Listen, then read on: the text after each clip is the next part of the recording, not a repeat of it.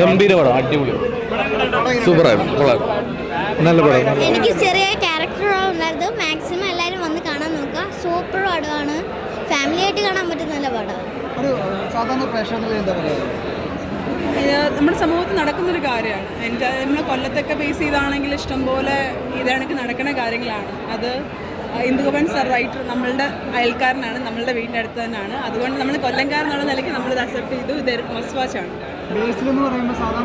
നമ്മൾ പ്രതീക്ഷിച്ചില്ലേ, ബേസിൽ ജോസഫ് എന്ന് പറയുമ്പോൾ നമ്മൾ പ്രതീക്ഷിക്കുമ്പോൾ ഒരു കോമഡി, അത് എൻറ്റയർലി ഇത് ഡിഫറെൻ്റ് ആണ്. ഇത് കണ്ട് വന്നിരിക്കുന്നത് നമ്മൾ ഫാമിലി ആയിട്ട് മസ്റ്റായിട്ട് വന്ന് കാണാൻ പറ്റും. എനിക്ക് തോന്നുന്നു ബേസിലേക്ക് എനിക്ക് ഏറ്റവും ബെസ്റ്റ് പെർഫോമൻസ് ആയിരുന്നു. അത് ലിജോ മോളായാലും ആനന്ദ് മന്മഥനായാലും എല്ലാവരും ഗംഭീരം. സജിൻ ഗോപു, ജ്യോതിശങ്കർ ഭയങ്കരമായിട്ട് സ്കോർ ചെയ്തു. ഭയങ്കര ഡിഫറൻസ് അല്ലേ അത് ആക്ടിങ് കരിയറിൽ തന്നെ ഇത്രമാത്രം വേരിയേഷൻസ്, എക്സ്ട്രീം കോമഡിയിൽ ഇത്രയും സീരിയസ് ഒരു ക്യാരക്ടർ, സ്ക്രീൻ നിറഞ്ഞു നിൽക്കുന്ന ഒരു പെർഫോമൻസ് ആണ്. എല്ലാ ആക്ടേഴ്സും എനിക്ക് തോന്നുന്നു, ഈവൻ ചെറിയ ആക്ടേഴ്സ് ആണെങ്കിൽ തന്നെയും ഗംഭീരമായൊരു പെർഫോമൻസ് ആണ് അത് വന്നിട്ടുണ്ട്.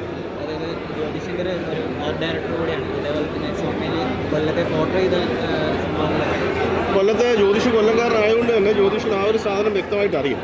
ജ്യോതിഷത് വളരെ മനോഹരമായി പോർട്രേ ചെയ്തിട്ടുണ്ട്. മൂവിയുടെ ടൈറ്റിൽ സോങ് മുതൽ നമ്മൾ കൊല്ലത്തിൽ ഇന്നാവും. കൊല്ലത്ത് പോയിട്ടുള്ളവർക്ക് അത് പെട്ടെന്ന് കണക്റ്റഡ് ആവും.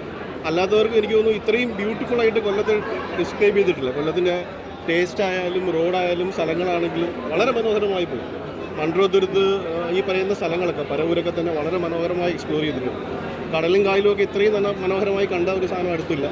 പക്ഷെ ആ കാഴ്ച എന്നൊക്കെ നമ്മൾ ഭയങ്കരമായിട്ട് ആ ഡ്രാമയ്ക്കകത്തേക്ക് പെട്ടെന്ന് ഇൻവോൾവ്. ഒരു ചെറുപ്പക്കാരൻ്റെ ആ ഒരു സിറ്റുവേഷൻ, ഒരു എന്താ പറയുക, രക്ഷയില്ലാത്തൊരു സിറ്റുവേഷനിൽ ഒരു ചെറുപ്പക്കാരൻ എന്ത് ചെയ്യുന്നുള്ള ആ ഒരു ഫീല് സിനിമയ്ക്ക് തരാൻ പറ്റി. പിന്നെ ഒരു സാധാരണക്കാരൻ്റെ സിനിമയാണ്. അതായത് നമ്മൾ ഉള്ള സമയത്ത് എൻജോയ് ചെയ്യുക, ഇല്ലാത്ത സമയത്ത് പോരാടുക. അങ്ങനെ അതിനകത്ത് പടത്തിൽ പറയുമ്പോൾ അതൊരു കോമഡി ആയിട്ട് തോന്നിയെങ്കിലും ഏതൊരു ഒരു മിഡിൽ ക്ലാസ് ഒരു സാധാരണക്കാരൻ്റെ ഒരു ലൈഫ് എങ്ങനെയായിരിക്കും എന്ന് കാണിച്ചു തന്നു. പിന്നെ സ്ത്രീധനം അഥവാ സ്വർണം ഇതിനൊക്കെയുള്ള ആൾക്കാരുടെ ഒരു അമിതമായ ആസക്തിയും അതിനെക്കൊണ്ട് കുടുംബ ബന്ധങ്ങളിലുണ്ടാകുന്ന പ്രശ്നങ്ങളും എല്ലാം നല്ല രസകരമായിട്ട് അവതരിപ്പിച്ചിട്ടുണ്ട്. 2 മണിക്കൂർ. സജിൻ ഗോപുവിൻ്റെ ക്യാരക്ടറാണെങ്കിലും ലിജോ മോൾ എല്ലാവരും പെർഫെക്റ്റ് കാസ്റ്റിംഗ് ആണ്. നല്ല ഫാമിലിയായിട്ട് കണ്ടിരിക്കാൻ പറ്റുന്ന നല്ല മെസ്സേജുള്ള അത്യാവശ്യം കോമഡികളൊക്കെ ഉള്ള നല്ലൊരു സിനിമയാണ്.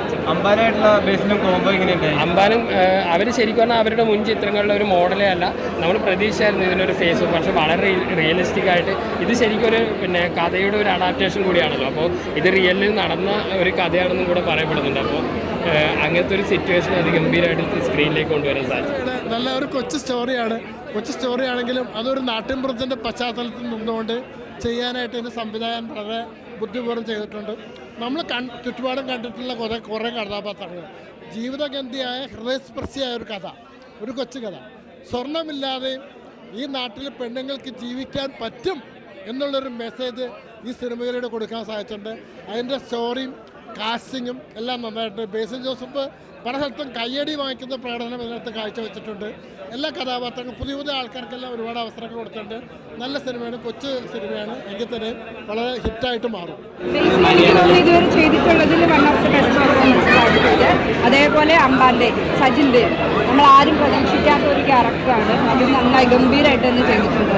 ജീവിതമാണ് നമ്മുടെ കഥയാണ്, നമ്മൾ അപ്പുറം ഇപ്പുറം കാണുന്ന ആൾക്കാരുടെ കഥയാണ്. നമ്മുടെ ജീവിതമാണ്, പച്ചയായ സിനിമയാണ്, എല്ലാവരും കാണും, ഫാമിലി സ്റ്റോറിയാണ്, എല്ലാവർക്കും ഇഷ്ടപ്പെടും, വന്ന് കാണൂ. അങ്ങനെ എല്ലാം കൊണ്ടും ഒരു ഫുൾ പവർ പാക്ക് സിനിമ എന്ന് പറയില്ല, 101% എൻ്റർടൈനർ എന്നൊക്കെ പറയുന്ന ഒരു സിനിമയാണ്. പൊന്മാൻ തന്നെയാണ് തൂക്കും. ഞാനത് റോബർട്ട് എന്ന് പറഞ്ഞ ക്യാരക്ടറാണ് ചെയ്തത്.